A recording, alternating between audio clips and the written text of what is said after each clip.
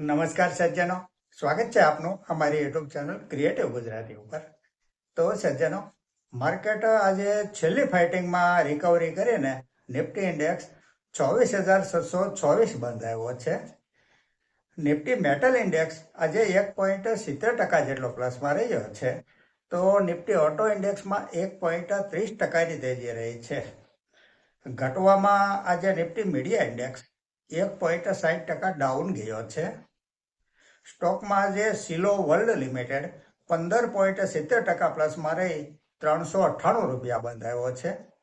તો હિન્દુસ્તાન કોપરમાં 8.5%ની તેજી રહી છે. સ્ટોક આજે 533 રૂપિયા 80 પૈસા બંધાયો છે. ગોલ્ડ ઇટીએફમાં આજે 2%ની તેજી રહી છે. અને સિલ્વર ઇટીએફમાં તો 3%ની તેજી રહી છે. ઇટીએફ 3% પ્લસમાં રહ્યા છે. ક્રૂડ ઓઇલમાં બ્રેન્ટ ક્રૂડ $81 પ્રતિ બેરલ ટ્રેડ કરી રહ્યો છે. સજ્જનો, અહીંયા કંપની તથા ફંડામેન્ટલના વીતેલા ઇતિહાસની ચર્ચા માત્ર અભ્યાસના હેતુથી કરીએ છીએ. જેને ખરીદ વેચાણની ભલામણ નહીં સમજવા આપ સૌને એક વિનંતી કરું છું. આજની ચર્ચાની પહેલી કંપની છે સિરમા SGS ટેકનોલોજીસ લિમિટેડ. આ કંપનીએ તારીખ 5 ઓગસ્ટ 2025 લઈને આજે તારીખ 5 ઓગસ્ટ 2026 એટલે કે પરફેક્ટ 1 વર્ષમાં રોકાણકારોના રૂપિયા ડબલ કરી દીધા છે. 717 રૂપિયાના 1436 રૂપિયા 1 વર્ષમાં કરી દીધા છે. આપને ગૂગલ કરી લેવાની છૂટ. ઇલેક્ટ્રોનિક્સ ઉપકરણનું મેન્યુફેક્ચર કરતી આ એક EMS કંપની છે. ફંડામેન્ટલ જોઈએ તો જે સેલ્સ જૂન 2025 ક્વાર્ટરમાં 944 કરોડ હતું તે વધીને 1,589 કરોડ થયું છે. નેટ પ્રોફિટ 50 કરોડથી વધી 106 કરોડ થયો છે. ઈયર ટુ ઈયર નેટ પ્રોફિટ જોઈએ તો 126 કરોડ ત્યાંથી 184 કરોડ ત્યાંથી 347 કરોડ થઈ અને 402 કરોડ થયો છે. પ્રોફિટનો ગ્રાફ લગાતાર ઉપર જઈ રહ્યો છે.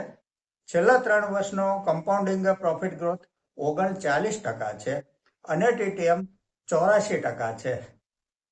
સેલ્સ ગ્રોથ CAGR 3 વર્ષનો 33% છે અને TTM 53% છે. સ્ટોક પ્રાઇસ CAGR 3 વર્ષનો 44% છે અને વીતેલા 1 વર્ષમાં રૂપિયા શેરહોલ્ડરોના ડબલ કરી દીધા છે.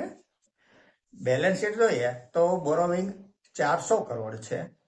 સામે રિઝર્વ કંપની પાસે 2,670 કરોડનું છે. માર્કેટ કેપ 27,671 કરોડની છે. સ્ટોક પ્રાઇસ 1,435 રૂપિયા છે. 52 વીક હાઈ 1,518 રૂપિયાનો બનેલો છે. PE રેશિયો 74 છે. ROCE 16.70% છે. ROE 13.90% છે. ડિવિડન્ડ yield 0.11% છે. ફેસ વેલ્યુ 10 રૂપિયા છે. શેર હોલ્ડિંગ પેટર્ન જોઈએ તો પ્રમોટર હોલ્ડિંગ 42.28% છે. FIIનું હોલ્ડિંગ 7.51% છે. DIIનું હોલ્ડિંગ 15.90% છે અને પબ્લિક પાસે 36.17% હોલ્ડિંગ છે. આ એક પ્રોફિટેબલ કંપની છે. ફંડામેન્ટલ સારું છે કંપનીનું. આગળની કંપની છે MV ફોટોવોલ્ટેઇક પાવર લિમિટેડ. આ એક સોલાર ઉર્જા અને સોલાર ટેકનોલોજી કંપની છે જે મુખ્ય રૂપથી photovoltaic module, solar cell, solar thermal પ્રોડક્ટના ઉત્પાદન કરે છે. કંપની જે સોલાર સેલનું ઉત્પાદન કરે છે ને તે સોલાર પેનલ બનાવવામાં મુખ્ય ઘટક છે. એક ભારત અને યુરોપના દેશોમાં ગ્રીડ અને ઓફ ગ્રીડ સોલાર પાવર પ્લાન્ટ્સના સ્થાપના કરવી, ડિઝાઇન કરવા તથા ચલાવવાનું આ કંપની કામકાજ કરે છે. ફંડામેન્ટલ જોઈએ તો જે સેલ્સ જૂન 25 ક્વાર્ટરમાં 1,028 કરોડ હતું તે વધીને 1,556 કરોડ થયું છે. નેટ પ્રોફિટ 188 કરોડથી વધી 380 કરોડ થયો છે.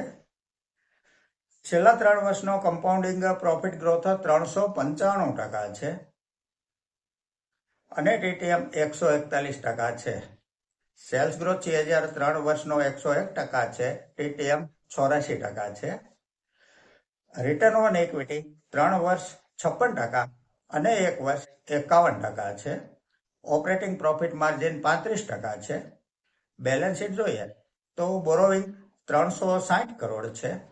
સામે રિઝર્વ કંપની પાસે 3556 કરોડનો છે. માર્કેટ કેપ 22,404 કરોડની છે. સ્ટોક પ્રાઇસ 326 રૂપિયા છે.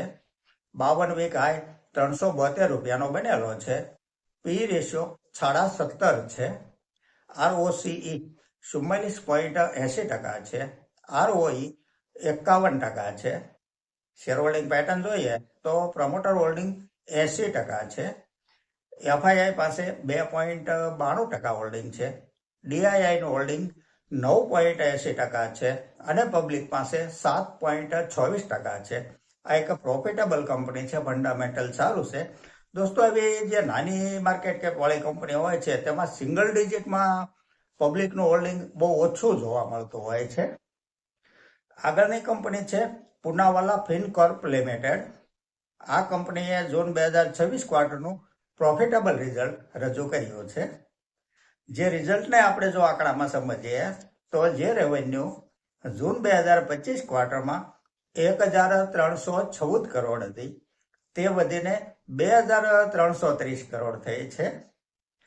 નેટ પ્રોફિટ 63 કરોડથી વધીને 308 કરોડ થયો છે.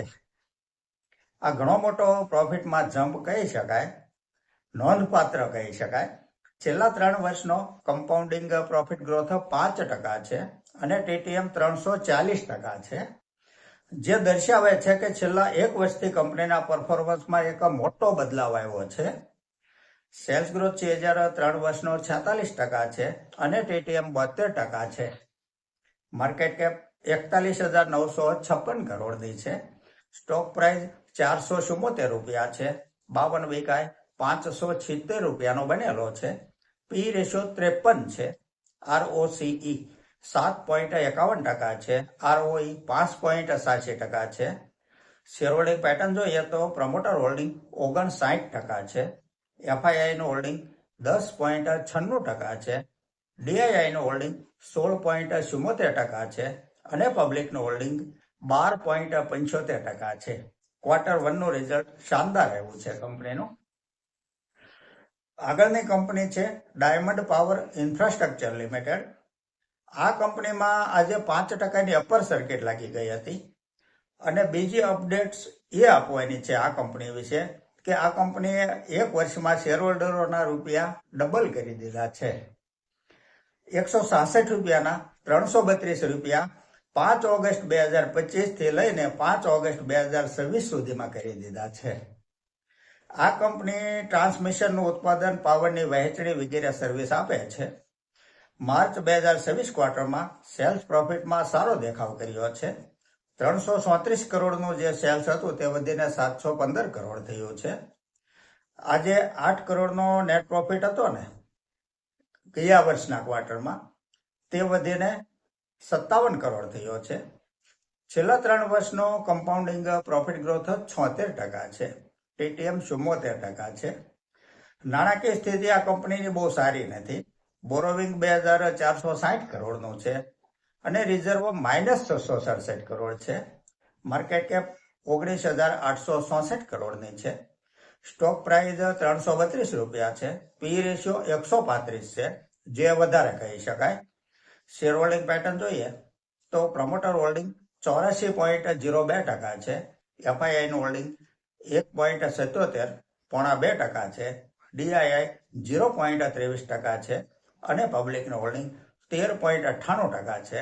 સ્ટોક હાલમાં જોખમી લેવલે ટ્રેડ કરી રહ્યો છે તેવું કહી. દોસ્તો, વિતેલા 1 વર્ષમાં આપણે જોઈએ તો સ્મોલ કેપ 250 ઇન્ડેક્સમાં જે લો બનાવેલો ને ત્યાંથી સારી એવી રિકવરી આવી ગઈ છે તેમાં, અને મિડ 150 ઇન્ડેક્સમાં પણ જે લો બનાવેલો ત્યાંથી પણ સારી એવી રિકવરી આવી ગઈ છે મિડ 150 ઇન્ડેક્સમાં. પરંતુ લાર્જ કેપ ઇન્ડેક્સમાં જે લો બન્યો છે પછી તે નિફ્ટી 100 હોય કે નિફ્ટી 50 હોય, આ લાર્જ કેપમાં સ્મોલ અને મિડ કેપ ઇન્ડેક્સની સરખામણીએ રિકવરી ઘણી ઓછી આવી છે. જો કે આમાં વારા પછી વારો હોય છે અને દરેકનો વારો આવતો જ હોય છે. લાર્જ કેપનો વારો પણ આવશે.